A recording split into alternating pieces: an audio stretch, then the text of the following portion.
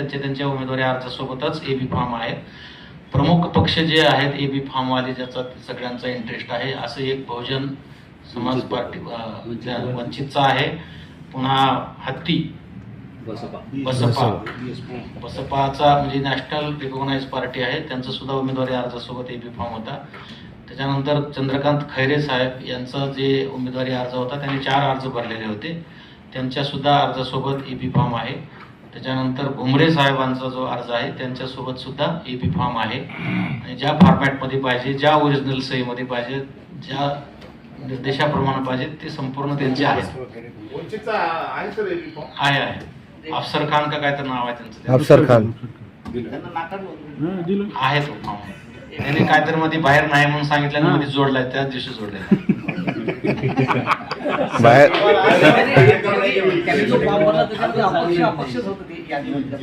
नाही, फॉर्म 2-3 भरले, 2 जणांचे. ईव्हीएम मशीन जे आहे तर 44 उमेदवार मैदानात राहिले तर 3 ईव्हीएम लागल्या. सर भारत निवडला आहे, आदेश करायचे जाते आज लोक बसलेत म्हणल्यानं मी ते काम सोडणार. उमेदवारी अर्ज मागे घेता येणार आहे. 29 तारखेला मात्र 3 वाजताचं बंधन आहे. तोपर्यंतच्या 11 ते 3चं असं काही बंधन नाही आहे. कुठल्याही कार्यालय वेळेमध्ये येऊन ते मागे घेऊ शकता. 29 तारखेला 3 वाजता विड्रॉल बंद होईल आणि मग 3 वाजता चिन्ह वाटप हा जो कार्यक्रम आहे तो त्या DPC सभागृहामध्ये होईल. त्याच्यामध्ये अनेक पक्षाने बरेच चिन्ह वेगवेगळी मागणी केलेली आहे. तर अलॉटमेंट ऑफ सिम्बॉल रूल्स जे आहेत, आयोगाचे जे नियमावली आहे चिन्ह देण्यासंदर्भातले, ते चिन्ह वाटप त्या नियमानुसार त्या दिवशी 29 तारखेला होतील. आणि चिन्ह वाटप झाल्यानंतर मग जी काही मतपत्रिका, postal ballot paper, electronic voting मशीनवर लावण्याची मतपत्रिका, ही सर्व त्या दिवशी रात्री तयार होईल. आणि त्यानंतर पुढची जी प्रक्रिया आहे, मशीन तयार करणे, मशीन डिस्ट्रीब्यूट करणे, हे त्या ठिकाणी होईल. आज दोन्ही निवडणूक ऑब्झर्व्हरच्या उपस्थितीमध्ये आपण स्टाफचं रँडमायझेशन केलेलं आहे, जे सेकंड रँडमायझेशन आहे. त्याच्यामध्ये या रँडमायझेशनमध्ये कुठल्या कर्मचाऱ्याला कुठल्या विधानसभा मतदारसंघामध्ये ड्युटी करायची आहे हे फक्त त्यांना कळणार आहे.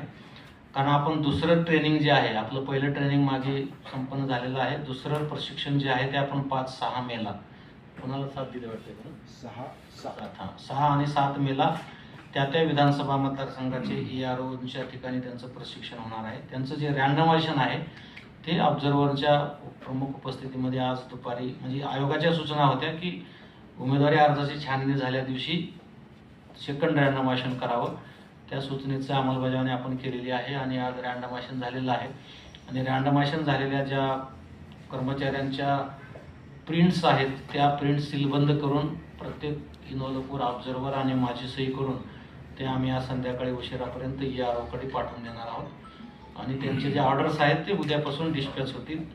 हे दुसरं रँडमायझेशन झालं. आणि तिसरं रँडमायझेशन म्हणजे त्या असेंब्लीमध्ये जे कर्मचारी दिलेत ते कुठल्या पोलिंग स्टेशनवर जाणार आहेत हे 2 दिवस अगोदर ते थर्ड रँडमायझेशन होईल. आणि त्याच्यामध्ये आपल्याला त्या ठिकाणी कळेल. बॅलेट युनिट किती लागतील याच्या संदर्भातला निर्णय म्हणजे जे सगळ्या आमच्या काळजीचा विषय आहे आणि सगळ्यांना उत्सुकतेचा मुद्दा आहे, 2 युनिट लागतात का 1, तर त्या संदर्भामध्ये एक अंदाज जो आहे तो आपल्याला 29 तारखेला दुपारी 3 वाजता येईल. किती उमेदवारांचे अर्ज मागे घेतले जातात त्यावरून ती संख्या बॅलेट युनिटची ठरणार आहे. परंतु आम्ही दुसरे बॅलेट युनिट लागेल याच्यानं आम्ही तयारीला ऑलरेडी लागलेलो आहोत. त्याचं दुसऱ्या बॅलेट युनिटचं रँडमायझेशन आणि मशीन तपासणीचं काम आमचं आम्ही उद्यापासून ते सुरू करतोय.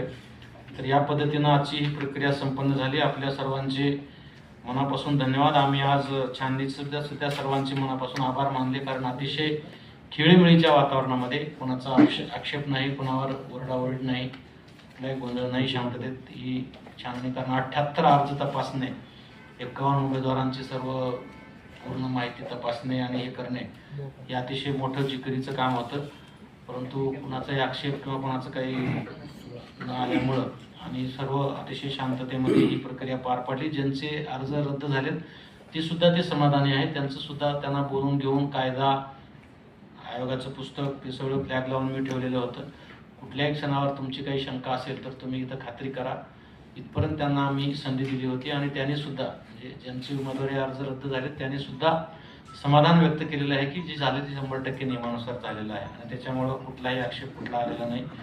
ते या सर्वांचे आणि आपल्या सर्वांचे मनापासून आभार, धन्यवाद. आपण अल्पोपहार करून जावा अशी आमची विनंती. किसान पार्टी मी पाठवतो यांचे उमेदवार नंदा सुभाष मुके, त्यानंतर श्रीराम बन्सीलाल जाधव, जय सेवालाल बहुजन विकास पार्टी, जय सेवालाल बहुजन विकास पार्टी. तिसरा रंजन गणेश साळवे, इन्सानियत पार्टी. म्हणून सांगा मला नाव असेल. Shaikh Samir Shaikh Shafiq, social democratic party of India. Shaikh Samir Shaikh Shafiq, social democratic party of India.